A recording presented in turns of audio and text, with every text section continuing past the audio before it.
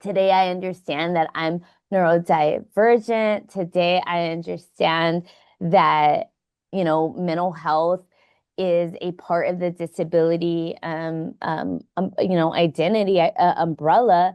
I didn't know that back then, Mm, right? So growing up, I didn't know that there was a reason why, I behaved a little differently than the other kids. Like yeah. today, I think it's one of my superpowers. And I also know there's there's certain medical care that I access on a weekly basis. But now I'm more of a better resource person. And Eric, let me tell you that because of Mm, good policy, I was able to access drug diversion. I mm, was able to access drug treatment, voluntary drug treatment. I was able to have my first experiences at working with a therapist, at, being a little better socialized, at, better engaging my family. And although I relapsed several times, dude, I needed all those touches, those service touches. I think one thing that I try to do is say, like, how you have health, mental health is health.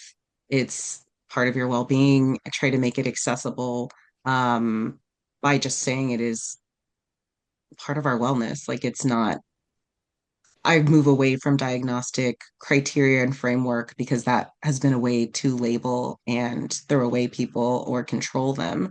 Um, but I'm more of like, wow, if you look at it as a continuum, like what do you do when you're like not sleeping well? What do you do? How are you taking care of all the different parts of you? And then particularly for Black people, and we see more research on this, which doesn't come up in kind of mainstream spaces, racism impacts our mental health.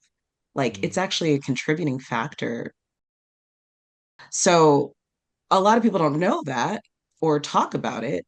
Um, but I think the way that our community has just held or dealt with things, it gets heavier and heavier. So by the time many of us ask for help, it might be more at a crisis state because we've been holding on to something for a longer time. I then started working in the mental health sector because Mm. a friend of mine encouraged me to get connected to the LA County Department of Mental Health. They were starting a um, disability advisory council, which is now named Access for All. Mhm. And that was a really good uh, place for me to start expanding, like, let's say, moving out of the silo of the visual impaired community, Mhm. expanding outward into just disability and disability, including mental health, because I experienced those mental health challenges Yeah. going through my disability journey.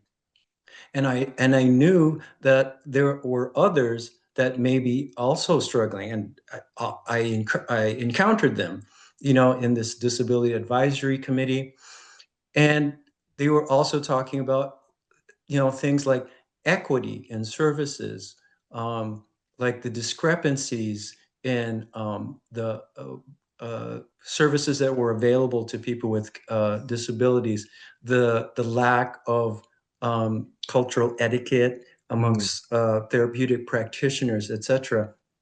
And I really was like, well, let's transform that. Let's really work out. Let's get them accountable. Before 2020, and we had this mental health boom, there were certain narratives that were really predominant in the mental health complex, right? And one of them was, why are Black folks so scared of mental health, right?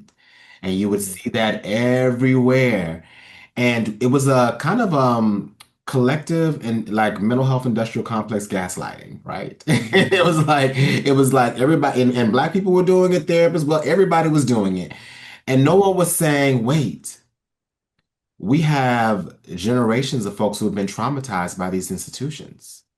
We Mhm. have communities that do not see the mental health system as separate from the prison industrial complex. And so we have to understand that point blank, there is a legitimate reason why our communities are concerned about getting access or accessing psychiatry or therapy, because they recognize those are state-based systems that do not always celebrate, honor, or respect a Black person when they give them a label like bipolar or schizophrenia. That becomes another avenue for the state to inflict more violence on you.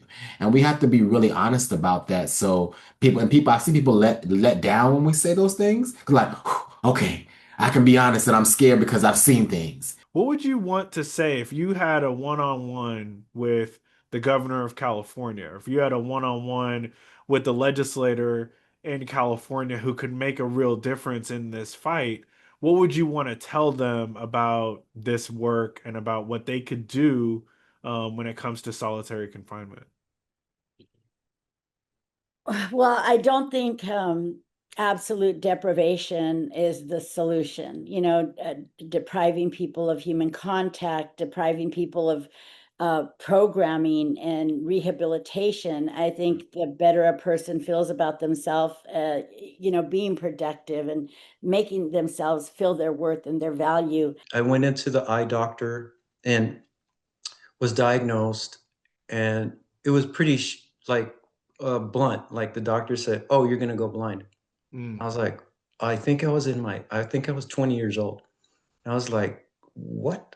And they were like, the doctor was like, yeah, you have this disorder, etc. And so that was pretty traumatic, let's say, as a young person to hear this news. And there wasn't much follow-up. There wasn't any kind of counseling or anything like that. I just kind of went home and talked to my mom about it, and was just wondering what my future would be. When we all get the power